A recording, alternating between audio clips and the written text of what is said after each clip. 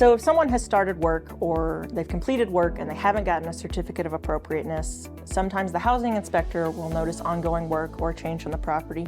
Sometimes a neighbor, a resident of a historic district, will call me and ask, has something happened here? I'm seeing work going on. I don't see that certificate of appropriateness. I don't see that green placard in the window. And that's when I start to look into it. Sometimes the homeowner just forgot to put the placard up. Sometimes they didn't receive it in the mail yet and they didn't think to contact me before the work began there. And then so if I haven't had any contact with the homeowner, I don't know what's going on with the property and I don't have a way to contact them, I reach out to housing inspection and they go by and they will issue a stop work order or they issue a legal notice telling the homeowner, hey, you're doing work or you have done work and you didn't get the proper approvals for it.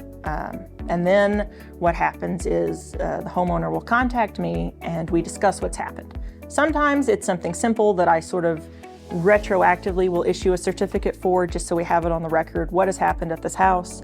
They've painted and the color is fine, or they, removed a tree in their yard, but everything checked out there, or they were just installing some pavers. However, if it's ever anything large, like removal of a chimney, I've seen some people start taking down their porches. I've seen people start, changing the sizes of windows.